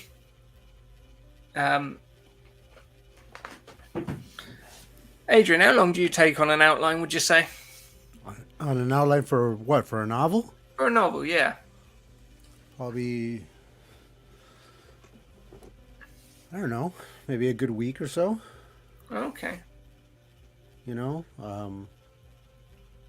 of like sitting down to like type it up as an outline, but that's after having done a lot of like build up work before that. I do a Yeah. lot in like my brainstorming era, you know, and I got notes and index cards and all kinds of little things in my phone. Like I at some point put all of that together into an actually typed up outline, but like it all gets done over a much longer period of time, I guess.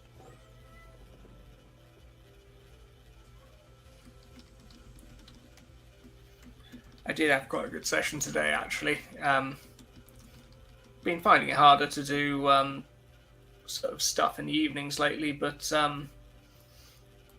today I find with outlining as well, but you can spend a long time beating yourself up for it not happening very fast, but then once the momentum builds, it snowballs, as it were. Yeah, yeah, for sure. That's usually how like an idea will take me anyways, that it just kind of snowballs on me, and at a certain point I realize, oh, this is what I'm working on now. I'm not working on all that other stuff. It's this.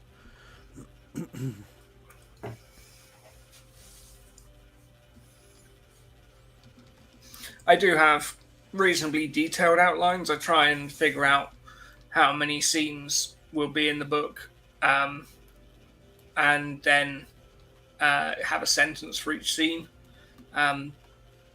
which just means that I know what I'm writing going into it, because the worst thing is just that feeling of not knowing what to write next and just freezing up and thinking you're never going to be able to write again. So I'd rather take a bit of time up front, get it all sorted, and then you can just blast through it. I'm actually outlining the next couple of books in my series back to back, so that when I start, I can just keep the momentum going. I am really bad at like getting to the end of a project and then just stopping for a bit, and then that bit turns into a lot, and then that's not good. Yeah, you should always have something to like immediately dive into, even if you don't have an existing project that to dive into. If you keep a scrap heap or any kind of like idea bin, you know, I usually when I finish anything, I'll dive into that and start looking for like what's a cool idea that like I didn't know what to do with before, but maybe now I'm a better writer. Maybe now I can do something with it. Just see if you can find something in there, and even if you don't, it might spark an idea of what you are trying to. I mean, I know it's fun to pick on Richard, but he went from like Nightmare Tenant to Foundations to his new series pretty much without a break. That's the way you do it, man. As soon as you type the end on something, just start the next thing, whatever it is. But then I've sort of been going around in doing all the post on book one, which slowed things down, and then the short story and whatnot. So I'm quite good at like doing stuff and then putting it behind me and then going, oh, I haven't done anything. Yeah, I do that too, man. That whole like, oh, I'm just gonna take a little break, and then 5 years later, you're like, I haven't written anything in 5 years. I mean, that's a good thing about actually, having a book out, because then you're like, oh, wait, yes, I have. It's there. It's recommended for that reason, if nothing else.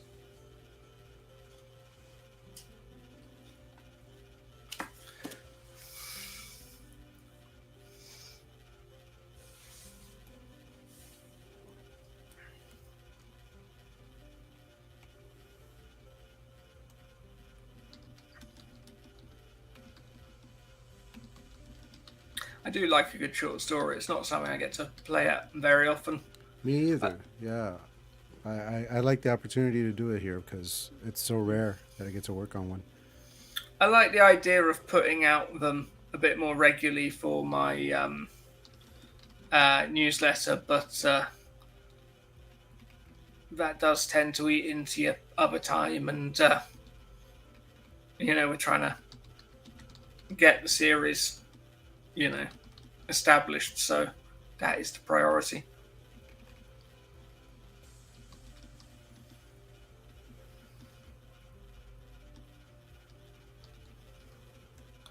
But it'll be a good thing to do once a TV series picks up. Sorry, which TV series? Of my books, it'll happen sooner or later, surely. Fair. Yeah, I would, dude. I would love it, man. I would love it. Like, yeah, the movie deal might get you more money, but the TV series has the best chance of being a really good adaptation. You know. I did. It's interesting actually because I've heard a couple of authors who are quite successful sort of talk about their experience with movie rights and TV rights, and they haven't actually had anything made, but they had options and things were announced that didn't end up happening, and they talked about how everything got agreed and signed, and then one day 6 months later it got announced and their social media blew up with everyone going congratulations, and they had a proper moment of, what the hell are you guys talking about? That was ages ago. Oh, that's been announced.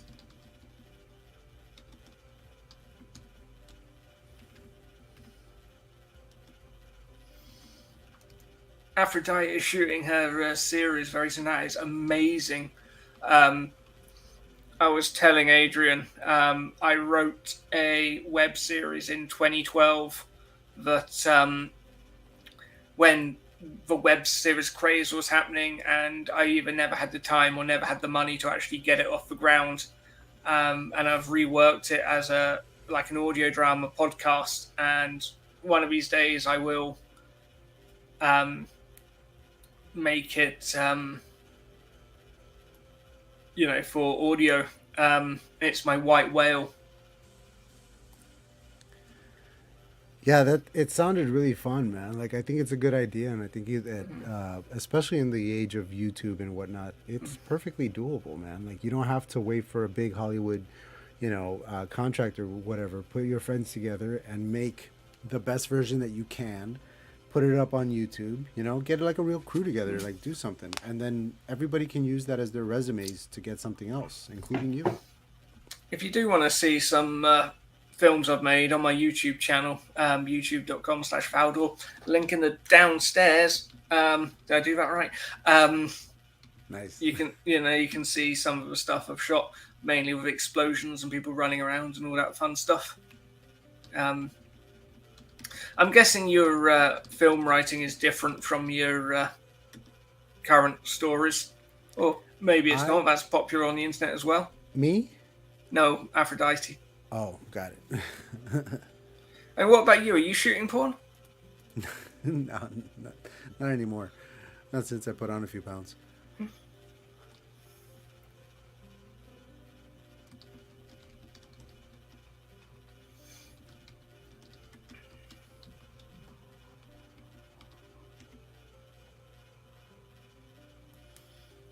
Prime and Netflix, that's amazing.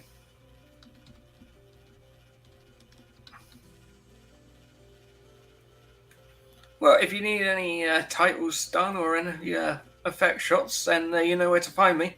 Oh, for sure, dude.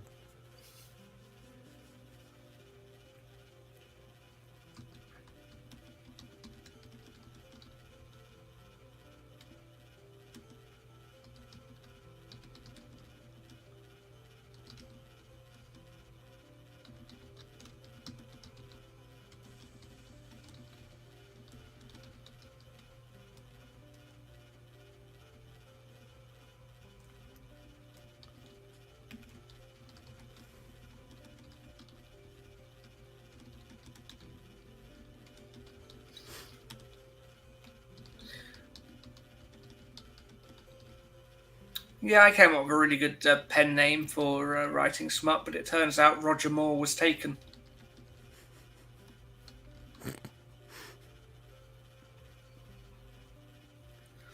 You look at all the... Richie Moore, which is more dick. Richie Moore, Dickie Moore, more Dickie. More. There's something there. You can find it.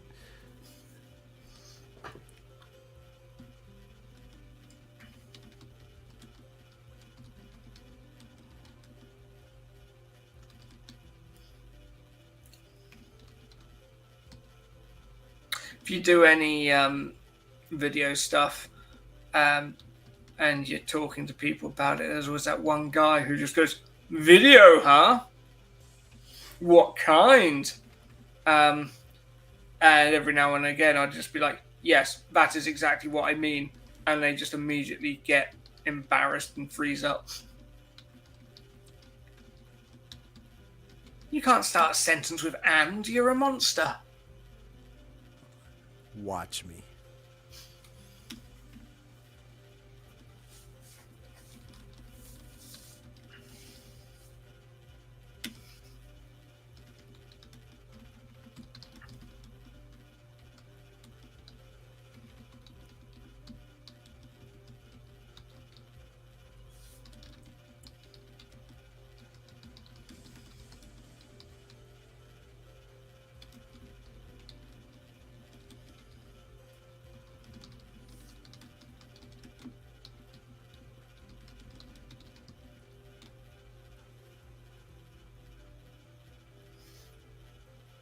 Sorry, let me fill this dead air with words that I am speaking whilst Adrian edits. I do think this is a cool short story. Like, it could have gone in so many ways when we first started out, and I think it's so much better than a couple having a spat over walking out of different doors or whatever the early idea was. I could have made it work. But you could make anything work. You're a master at this. Nah, I'm just dabbling. We're figuring it out as I go.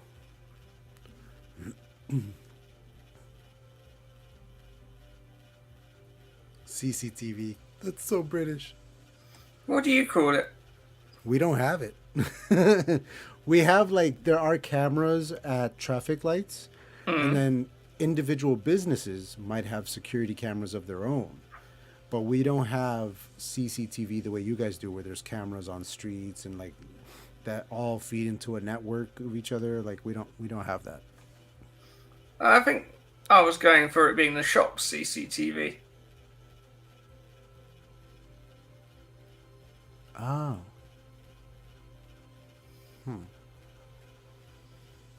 That makes sense. So you guys even call like security cameras CCTV? Yeah. Okay, fair enough. I don't know, but we necessarily have public cameras, as it were, like in the, operated by the police or anything. I mean, it usually is businesses. Not with the current government cuts, eh, Richard?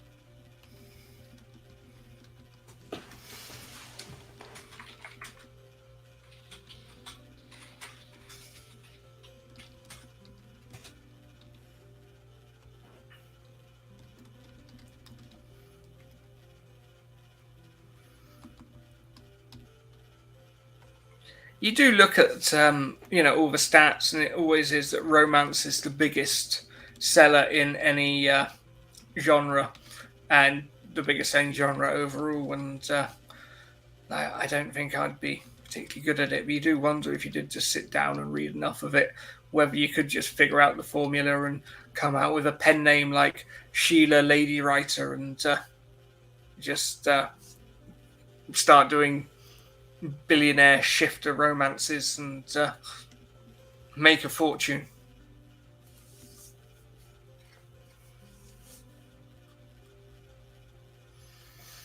Although I think that is essentially Chris Kenny's current plan, from what he was saying when he was launching his last book.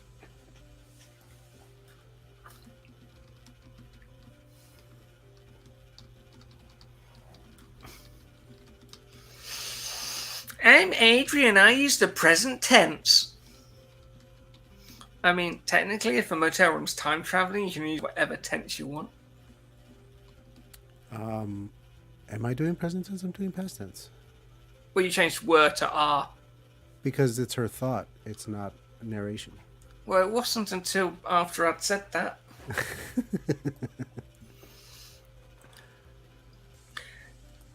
I have seen a couple of books in recent years be second person present tense, which is always weird. It's kind of written like a screenplay. Yeah, you go here, you do this, you do that. It's weird. I don't know. I can't get into it. I have trouble enough with first person. It takes a very skilled writer to like make me comfortable in a first person narrative. I'm much more comfortable in my third person. Just like video games. I you know, like GoldenEye or whatever, like shoot 'em up games, okay, cool. But other than that, like I want a nice third person view of everything and yeah. I've been enjoying Gareth L. Powell's Embers of War series. It's like a space opera about sentient starships, which usually is one of those ideas I'm like, yeah, but he writes it in a really, really cool way that really won me over. But he's got like multiple POVs and it's all first person. All first person, multiple POVs? Yeah. Yeah, I think damn it, I think it was Children of Blood and Bone is also like that. Multiple POVs, first person. I believe that I think that's right. I remember it like being a little jolting. Luckily the audiobook has multiple narrators. Hey, Martin, check this out. Look at what I'm doing. It's tires with an I. Dude, you can't do that. Yes, I can. It's madness. It will never work. I'm editing. Did you stop me if I said this last week, but you know the one thing Neil Gaiman said he got flagged up for, American Gods? What's that? Like the one Americanism that someone called him out as having got I wrong. think I think you told me about it, but I already forgot. What was it? Driving license. Driver's license. Yeah, that's right. You did tell me about that. I need to read that again. The last time I read that book, I was in San Francisco.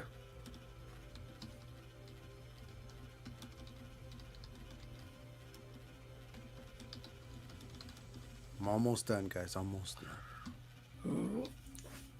Time has almost up.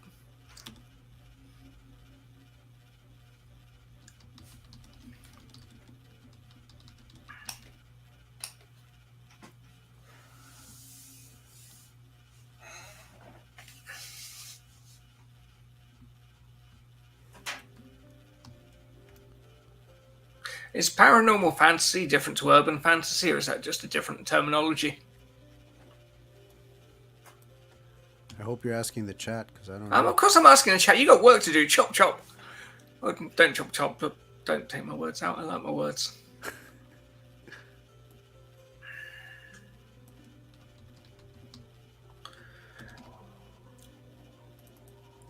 One of the ideas I was kicking around to be more productive, I really like the idea of writing a serial.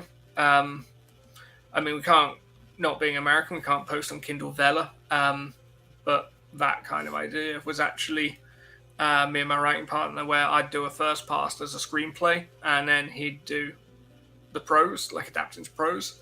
And I had a wicked sort of urban fantasy idea that sort of plays on the chosen one trope that you get in all that. Did you just indent with the tab key? Yeah. Oh my god, what is wrong with you? What's wrong with you? How do you indent? By bloody getting the paragraph setting to do it. If you What? do that, you were going to completely mess with any format has to. Oh my god! Please do not tell me you've been doing tabs on a 150k manuscript and then expecting someone to format that. That is just narcissism. No, I don't have to do that on my manuscript. I have a manuscript software. When I type it, and it doesn't indent it at all, and I don't mess with it. The chat is just coming against you. I think you've been cancelled. I'm editing. I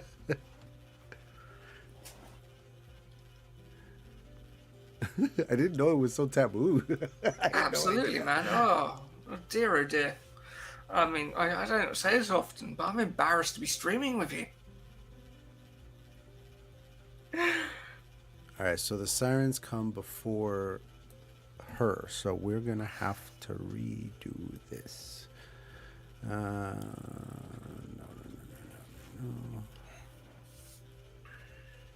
Don't be changing my last line. That's poetry right there, man. It would have been if it had kept up to continuity, but you didn't know. You hadn't read my half yet. That's what's going No, on here. don't take this away from me. Well, I don't want to, but I'm gonna It's have one to. of those. I have to It's change one of it those. somehow. It's one of those sentences where I'm just like, oh shit, I can do this. All right, well then, I made her chuck the bottle away, so hold on. Aphrodite, what do you format in?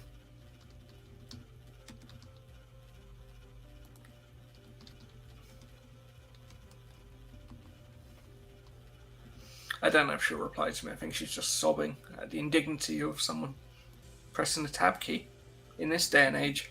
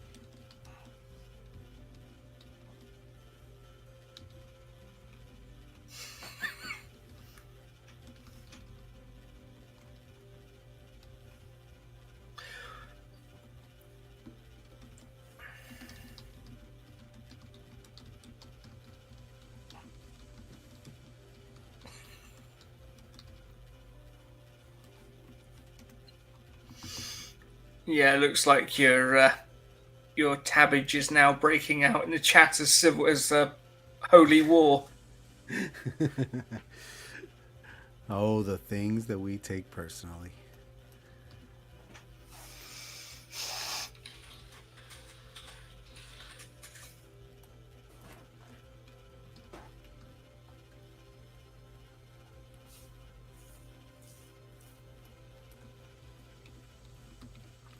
This line is so British. Not all of them, mind.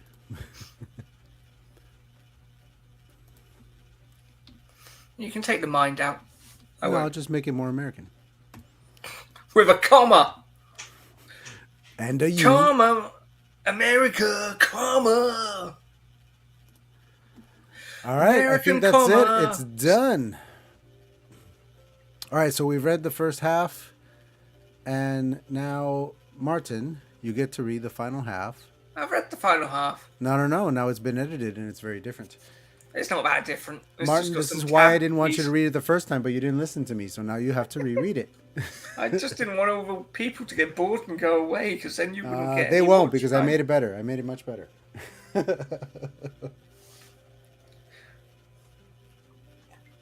I'll scroll through the chat while you do that. American comma. Stay away from me. All right, so my cursor is where the second half begins. By the way, how many what's the word count now? Let me see. Almost 3,000. Hey, that's exactly what you were going for. Not at all. Just but smile not and bad. nod, and we'll have pulled this off. Not bad at all. All right, hit it.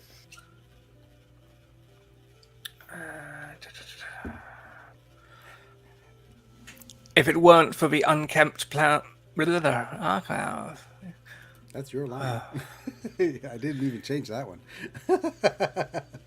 If it weren't for the unkept plants along the parking lot, there would be no sign that time had passed. Margaret crossed the threshold back into the room, again unchanged since her last visit a year to the day. The unimaginative piece of art that hung above every bed in the motel was still there. The TV, still turn of the millennium, was abuzz with white noise when her gaze panned the room to find fucking Timothy standing there. No last name, not having aged a day, not an hour. Margaret dropped the shopping bag. The wine bottle didn't seem to crack, but the chocolates were a write-off under her shoe as she took a step back in alarm. "Oh," he said with dry anger as he scrubbed a towel on his head and held another around his hips. "You're back." She held her breath. He hadn't noticed yet. Margaret stared at him, his eyes refocusing. She could see the realization, the muscles of his face twitch and pull back. He could see her now, the laugh lines, the crow's feet, the last 20 years of cynicism etched deep into her features. He was seeing them now, and his own face replied with wide eyes and a dropped jaw. "Yes, I'm back. I came the long way." "What happened to you?" "I came back that night. This night. The night you went into the shower. The night I left you after you squandered our savings. Again. I came back and found you dead." "Huh? What?" He blinked twice, his still damp chest reflecting the best side lamps. The bed. What?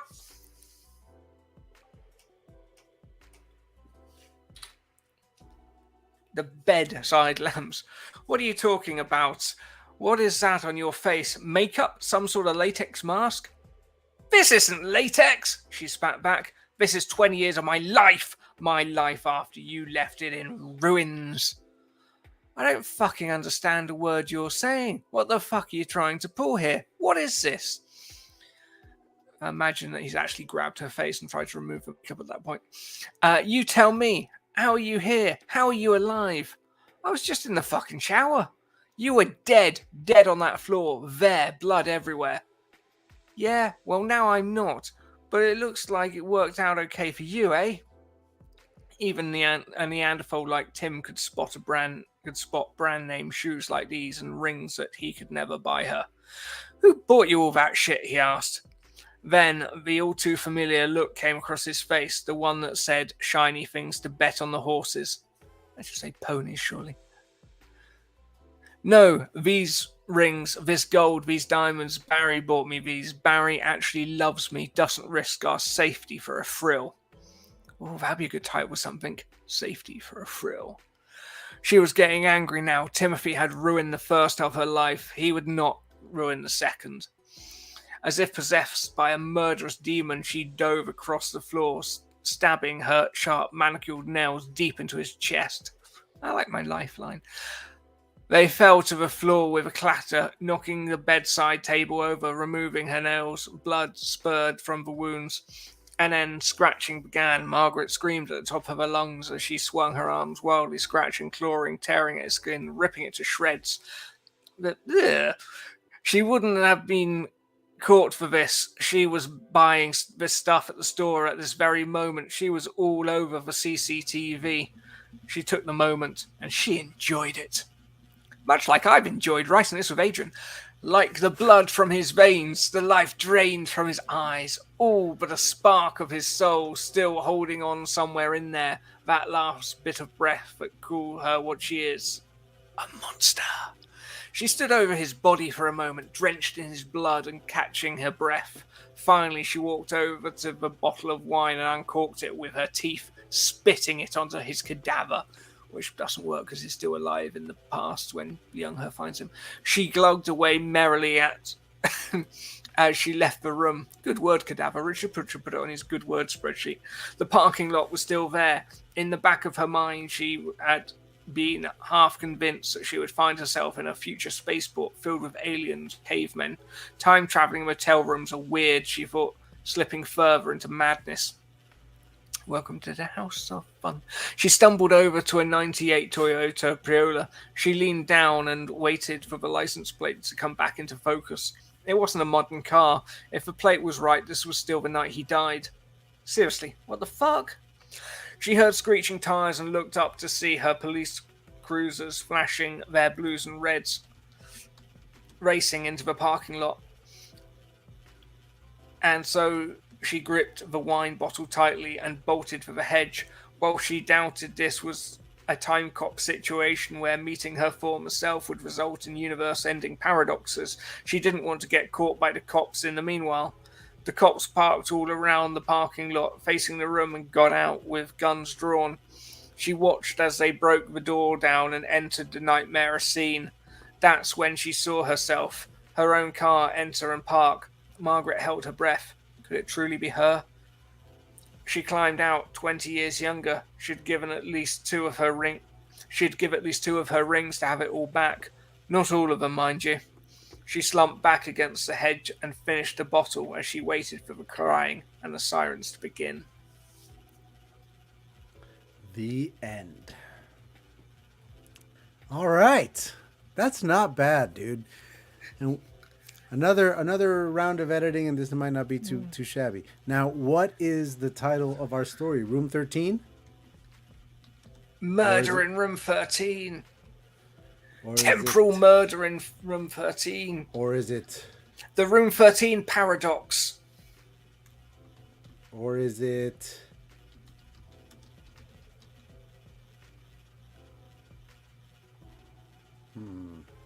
All right. The Monster You Know. I like it. The Monster You Know. What do you think? Yeah, that works. I'm reading a tale with that title, but I think it's better. I'm sorry to steal it. I don't have to steal it if you need it. I'll give it back. I promise. You could throw a comma in there. The Oh monster, my God, Richard! you know? Get over the tab key. Get over it. Murder They Wrote. Murder They Wrote is not bad, actually. That's actually kind of fun. It's a reference to a TV show, but you're far too young to know. No, I know Murder, She Wrote. I like it. But no. What are we thinking? I'm terrible with titles. Okay, well then I'm going to call an audible on this one and just, for now, go with the placeholder of Motel Portal. I like Motel Paradox. Or Motel Portal. Is it a paradox, though? No, but it doesn't matter. That's the genre. Stabby Motel Paradox. It's a genre. All right, y'all. This was a trip. It's 6 o'clock. Thank you all for being here. We made it. I didn't think we would do it, but we did. Martin, my good sir. Thank you so very much for joining me on this journey, my friend. It has been This has been so an much fun. absolute pleasure. It's been fun, right? Yeah. Yeah. Good times, man. Good times. We're going to have to come up with other excuses to hang out now. Oh, we will, man. We will. We'll do another season of this thing. We'll have somebody else in the writer's room with us. It's going to be great. Everybody, all our links are in the description below. You guys know. Hey, buy his book, McMurdo Rift. Buy it. It's awesome. Check it out. Buy that. And then follow us on all our stuff. He's got TikToks going on these days that are actually really cool. He does good TikToks. Go to TikTok. I don't, but I do a lot of them, and that compensates. Yes, and also they are good. But Yeah, yes. go and watch today's. It's about Richard. Change places. Yes, because I didn't want to block his super handsome face with this thing. See, his camera's closer to his face. I have a little more room to kind of maneuver. You know what I'm saying? I'm so glad we got through this whole series about your backdrop falling down and revealing a kitchen It's come close. stove. It's come close a couple times. I come in every once in a while and find the middle like hanging down and have to put it back up. All right, bye everybody. Thank you so very very much. Thanks, This has been It's great. And remember hiatus for July, but keep an eye out because you never know. All right, Keep y'all. an eye out for Brits by Adrian on this channel all next month. Brits by Adrian. Yeah. Tune in to youtube.com/Fowdor on Friday at 8 p.m. British Summer Time for Flash Aha with me, Richard, and Adrian Santiago. Link in the description below. All right, y'all. Awesome. Peace out. Right on, writers.